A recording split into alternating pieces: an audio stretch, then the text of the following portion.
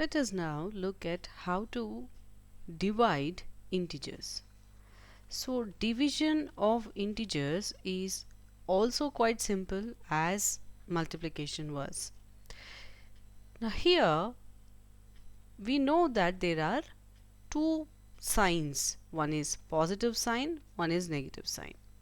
So obviously when you're dividing two numbers, say I'm dividing some x by y, I can have two different possibilities.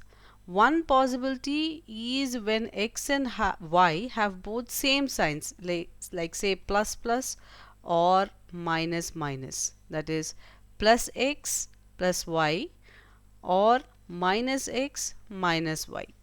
You understand?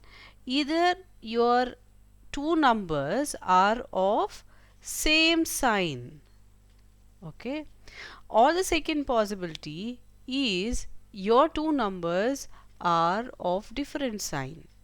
Now what happens if the signs are same and if the signs are different?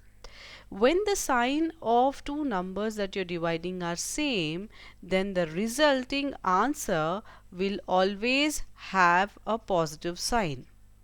When the signs of two numbers that you're dividing are of different signs, then the resulting answer will always be negative.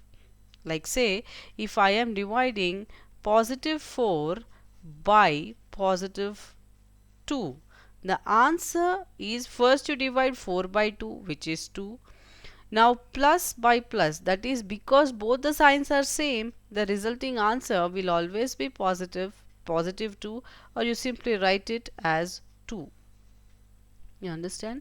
Suppose if I give you a question like what is negative 6 divided by negative 3. Now when the signs of the two numbers are same, here it is negative, here it is negative, so the resulting answer, which is 2, will be positive, right? But if they are of different signs, say if I give you a question negative 10 divided by positive 5. Now because this is negative sign and this is positive sign, that is they both are of different signs, the resulting answer will always be negative, and 10 by 5 is 2, so your answer is negative 2.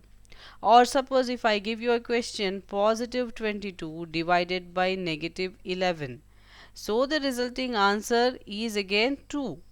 22 by 11 is 2, but because this is positive and this is negative, the answer is always negative. So always remember that whenever you're dividing integers, if both the numerator, that is suppose this is called as numerator